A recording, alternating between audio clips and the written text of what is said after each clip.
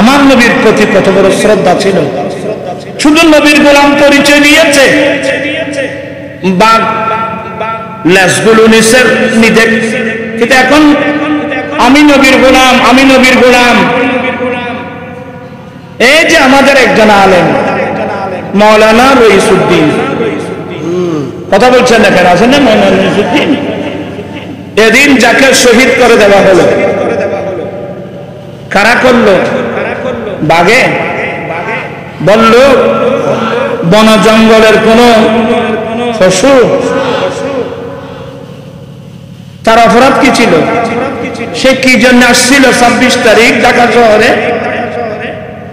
সে আসছিল ফিলিস্তিনের মজলুম মুসলমানের প্রতি সংহতি প্রকাশ করা, জালেম ইসরায়েলের বিরুদ্ধে প্রতিবাদ করা, এই জন্য তো আসছিল।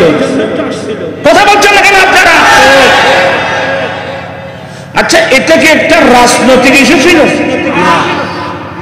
না। বাংলাদেশে যতগুলো মানুষ আছে, যে দল হোক, কওমি লাইনের হোক, জামাত লাইনের হোক, আমরা আহলে সুন্নাত ওয়াল জামাতের আছি, যে লাইনের হোক, বাংলাদেশের সমস্ত মানুষ একটা ইস্যুতে একমত, সবাই ফিলিস্তিনের পক্ষে, জালেম ইসরায়েলের বিরুদ্ধে। কথা বলছেন না কেন? তাহলে তো এটা এমন একটা বিষয়, এটা তো কোনো রাজনৈতিক ইস্যু না, এটা তো রাজনৈতিক বিষয় না। সে আমাদের মতো জালেম ইসরায়েলের বিরুদ্ধে ঘৃণা প্রকাশ করার জন্য, জাতিসংঘের কাছে দাবি জানানোর জন্য আমাদের সঙ্গে 26 তারিখ জাতীয় প্রেস ক্লাবের সামনে এসেছিল। কিন্তু তাকে যাওয়ার সময় তাকে কে মানল? কোন হিন্দু, কোন বৌদ্ধ, কোন খ্রিস্টান? কারা মানল? আমি নবীর একজন গোলাম, এই পরিচয় দেওয়ার সাথে সাথে হিংস্র জন্তু, বাঘ পর্যন্ত কি আদর্শ বিশ্ববাসীকে শিক্ষা দিয়েছেন। আমি দয়াল নবীর একজন গোলাম।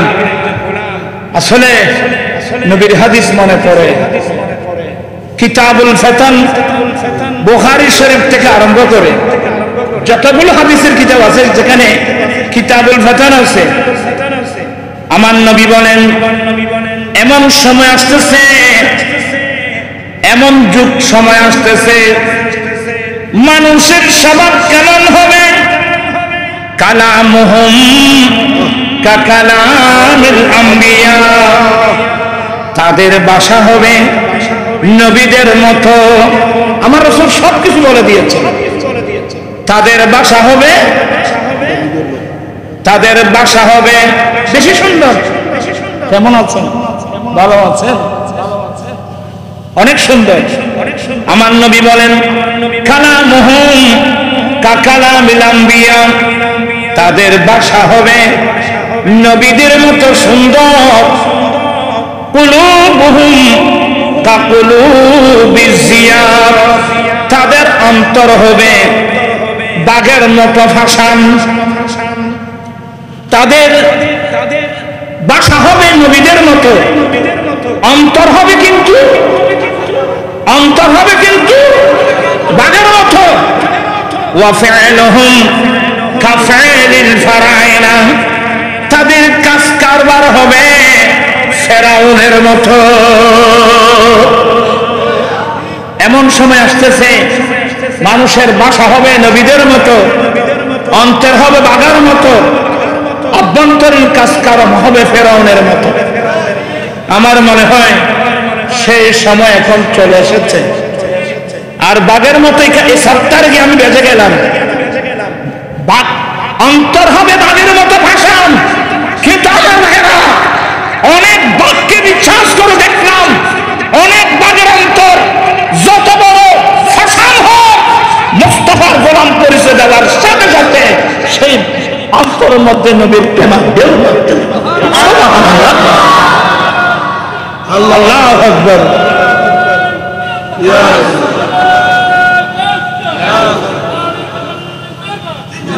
যারা রইসুদ্দিনকে মারছে আজকে গোটা বাংলাদেশে আন্দোলন চলছে, ঠিক কিনা ভাইরা আমার? ঢাকা শহরে আন্দোলন করতে গিয়ে আমার অনেক ছেলেরা আক্রান্ত হয়েছে। আমাদের ছেলেরা কেন আক্রান্ত হচ্ছে? প্রশাসন কিন্তু জবাবদিহি করতে হবে। আপনারা আপনার আহলে সুন্নাত ওয়াল জামাতের মানুষকে আপনারা চিনেন নাই। আহলে সুন্নাত ওয়াল জামাতের মানুষ আমরা তরিকতপন্থী মানুষ, আমরা লাঠি সোটা নিয়ে মাথা দৌড়াদৌড়ি করি না। আমরা নবীর প্রেমার ভালোবাসা, আউলিয়া ইকরামের প্রেমার ভালোবাসা নিয়ে আমরা চলি। তবে আমাদের সরলতাকে যদি আপনারা দুর্বলতা মনে করেন, ভুল করবেন। আচ্ছা, গত 26 তারিখে এই প্রেস ক্লাব চত্বরে এতগুলো বাধা বিঘ্নতা দেওয়ার পরেও সরওয়ার উদ্যানে দেওয়ার কথা ক্যান্সেল, এরপরে দেওয়া হলো গোলাপবাগে, এটাও ক্যান্সেল, এটাও ক্যান্সেল, এটাও ক্যান্সেল। পত্রিকায় ফেসবুকে আসতেছে 26 তারিখে সমাবেশ স্থগিত করা হলো, ছেলেরা হতাশ। আমি লাইভে এসে বলছি যে আমরা ঢাকা যাব। কথা বলছেন এখানে আমরা কোথায় যাব? জানতে পারলাম দেওয়া হলো প্রেস ক্লাব চত্বরে। এমন সময় দেওয়া হলো যে সময় একটা স্টেজ করার কোনো সুযোগ নাই, ট্রাকের উপর দাঁড়িয়ে দাঁড়িয়ে। এরপরেও বাংলাদেশের প্রত্যন্ত অঞ্চল থেকে প্রত্যেকটা দরবারের প্রতিনিধি এমনভাবে ঢাকা শহরে ছুটছে, বিশ্ববাসীকে দেখাই দিয়েছেন সুন্নি জনতা একবার যদি জাগ্রত হয়,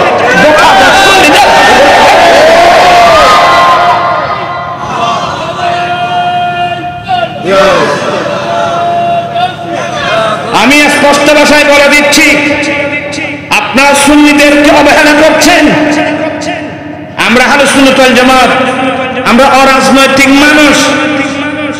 তবে অরাজনৈতিক বলে আমাদেরকে অবহেলা করলে হবে না। আগামী নির্বাচনে এখন সুন্নি জনতা ঐক্যবদ্ধ। কথা বলছে না কেন? সুন্নি জনতা এখন সুন্নি জনতা ঐক্যবদ্ধ। আগামীতে আমরা যে নির্বাচনে যান না কেন সুন্নিদের দরওয়াজায় আসতে হবে, কিন্তু সবাই সুন্নিদের দরওয়াজায় আসতে হবে। আমরা মারপিট করি না, আমরা গাড়ি ভাঙচুর করি না, আমাদের তালিম এগুলো নাই। তাই বলে আমাদেরকে এত সহজ সরল মনে করিয়েন না।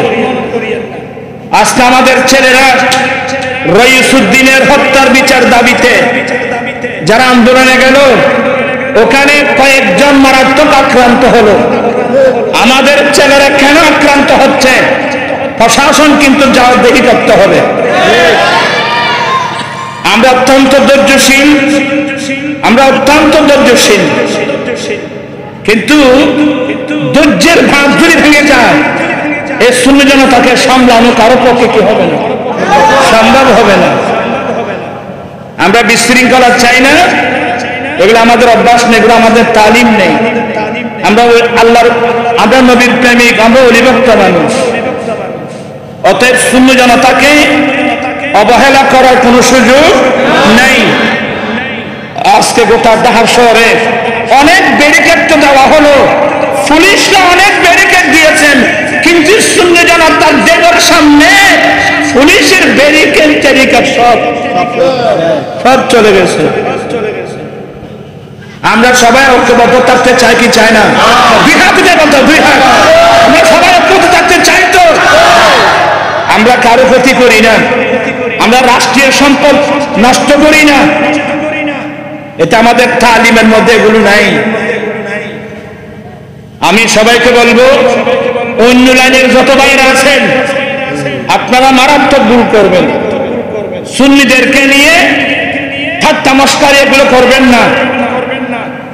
আমরা আদর্শের সৈনিক, তবে আমরা সবাই যখন ঐক্যবদ্ধ হয়ে যাব, তখন তো গোটা বাংলাদেশ কার হাতে? আল্লাহ তো কথা বলছেন কার হাতে? শাহে জালালের বাংলাদেশ। এটা শাহফরানের বাংলাদেশ, এটা গৌসুল আজম মজদুরনারি বাংলাদেশ, এটা গাজী শেরবাংলার বাংলাদেশ, আউলিয়া কেরামের বাংলাদেশ, অসংখ্য আউলিয়া কেরামের বাংলাদেশ। আর ফরা কিসবের এ ফাগুন নাই পড়ে